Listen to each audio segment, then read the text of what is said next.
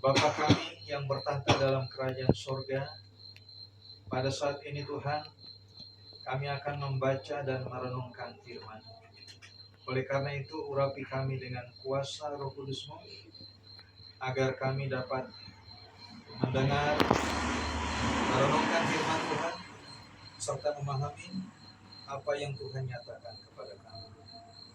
Kiranya Tuhan juga boleh berkenan memakai hamba sebagai alat di tangan Tuhan untuk memberitakan firman Tuhan ini, supaya nama Tuhan saja yang dipermuliakan, firman Tuhan boleh dinyatakan, dan kami semuanya diberkati oleh firman.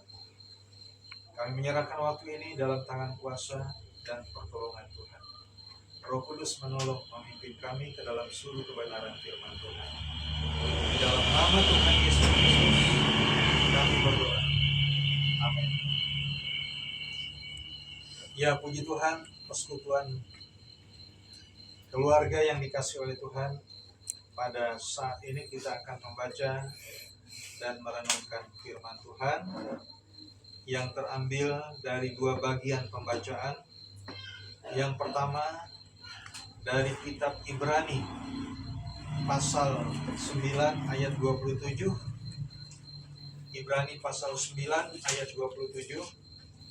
Dan yang kedua dari kitab Mazmur 89 ayatnya yang ke-49.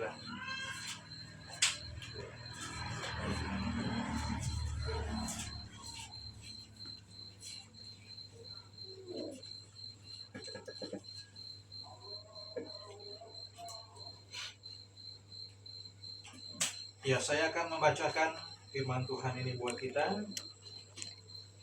Ibrani pasal 9 ayat 27 berkata demikian, dan sama seperti manusia ditetapkan untuk mati hanya satu kali saja, dan sesudah itu dihakimi. Bagian yang kedua dalam pembacaan kita yaitu Mazmur 89 ayatnya yang ke-49. Demikian firman Tuhan. Siapakah orang yang hidup dan yang tidak mengalami kematian, yang dapat meluputkan nyawanya dari kuasa dunia orang mati? Amin. Ya, demikian pembacaan firman Tuhan. Bapak Ibu Saudara yang dikasihi oleh Tuhan Yesus Kristus, renungan firman Tuhan pada malam hari ini saya beri judul Kematian Suatu Kepastian. Kematian suatu kepastian. Sebagaimana yang dinyatakan Alkitab firman Allah dalam pembacaan kita tadi, dan sama seperti manusia ditetapkan untuk mati hanya satu kali saja, sesudah itu dihakimi. Jadi kematian merupakan ketetapan Tuhan. Mazmur 89 ayat 49 mengatakan, siapakah orang yang hidup dan yang tidak mengalami kematian, yang dapat meluputkan nyawanya dari kuasa dunia orang mati. Jadi kematian tidak ada satu kekuatan pun yang dapat menggagalkan atau membatalkannya, kecuali Sang Pemilik dan Pemberi kehidupan itu sendiri. Saat ini orang yang kita kasihi, almarhum Bapak Joni Lamaliwa, yang biasa dipanggil bapaknya Else, sudah meninggalkan kita dari kehidupan dunia ini.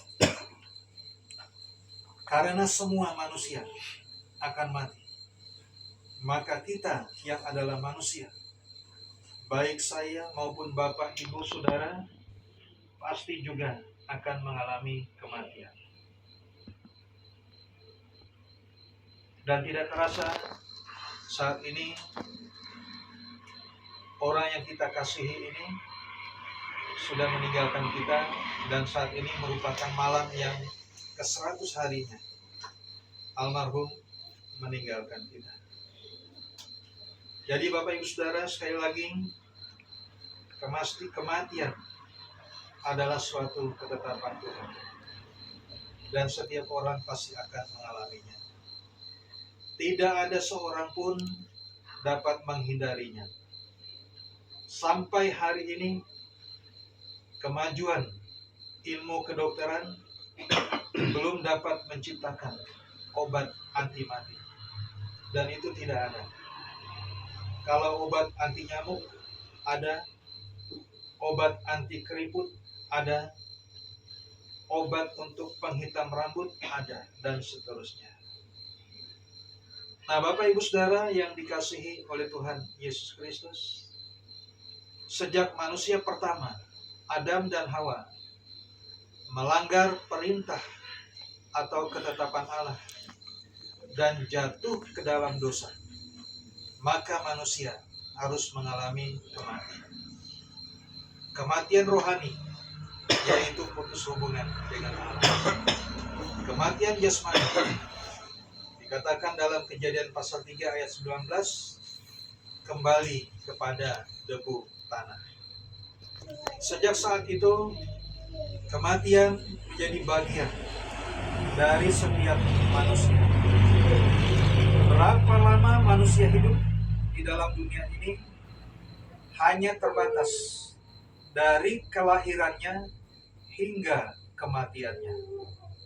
Kita harus ingat bahwa tidak ada usia yang ideal bagi kematian. Ada yang usianya idealnya hanya 1 hari karena ia hanya sempat hidup 1 hari. Ada yang 1 bulan, ada yang 1 tahun, ada yang 10 tahun, bahkan sampai dengan 70 tahun. Tetapi ada juga yang bahkan diberi kesempatan hidup lebih dari 100 tahun. Nah, Bapak Ibu Saudara yang dikasihi oleh Tuhan Yesus Kristus, itulah usia yang ideal yang Tuhan berikan kepada setiap manusia. Akan tetapi, kita tidak cukup berhenti sampai pada kematian saja. Karena penulis surat Ibrani mengatakan manusia ditetapkan untuk mati hanya 1 kali saja, dan sesudah itu dihakimi. Jadi di sini dengan jelas Alkitab mengatakan bahwa setelah kematian akan ada penghakiman. Oleh sebab itu di dalam waktu kehidupan yang telah ditetapkan Tuhan, kita harus hidup dengan bertanggung jawab sesuai peraturan-peraturan dari Tuhan. Nah, bagi kita sebagai orang percaya umat Kristen, Alkitab yang berisi 66 kitab yang terdiri dari Perjanjian Baru 27 kitab, Perjanjian Lama 39 kitab, sehingga jumlahnya 66 kitab. Ini merupakan buku pedoman, buku pegangan yang berisi peraturan-peraturan bagi kehidupan kita sebagai orang percaya. Jadi sama seperti ketidaktaatan Adam dan Hawa yang membawa penghukuman sehingga manusia tidak lagi kekal dan akan mengalami kematian. Demikian juga dengan kita saat ini. Jika kita tidak taat kepada peraturan-peraturannya, maka kita bukan hanya mengalami kematian di dunia ini saja, tetapi setelah penghakimannya, kita juga akan mengalami kematian yang kedua, yaitu penghukuman dalam lautan yang menyala-nyala oleh api dan belerang, yang dikenal dengan sebutan neraka yang kekal. Akan tetapi Bapak Ibu Saudara, di tengah-tengah pergumulan dan dosa manusia, Allah hadir. Inilah yang kita sebut dengan anugerah Allah. Allah tidak terus membiarkan manusia hidup dalam dosa dan ketidakberdayaannya. Allah telah menyediakan jalan penebusan melalui Tuhan Yesus Kristus, supaya kita bisa masuk kembali dengan kemenangan. Setelah Adam dan Hawa jatuh dalam dosa, Allah segera memberikan janji kehadiran Sang Juru Selamat. Sebagaimana yang dikatakan di dalam Kejadian pasal 3 ayat 15. Dan dalam perjanjian baru, Tuhan Yesus sendiri berkata, "Akulah jalan dan kebenaran dan hidup. Tidak ada seorang pun yang datang kepada Bapa kalau tidak melalui aku." Yohanes 14 ayat yang ke-6. Jadi Bapak Ibu Saudara, di sini sungguh ada harapan bagi kita untuk memperoleh hidup yang kekal ini di dalam Tuhan Yesus Kristus. Jadi oleh sebab itu, kita perlu mempersiapkan diri sebaik-baiknya dalam menghadapi kematian. Karena manusia pasti mati. Dan tidak ada manusia yang hidup yang tidak mengalami kematian. Namun, kita harus ingat bahwa ada kehidupan kekal yang disediakan Allah bagi setiap orang percaya.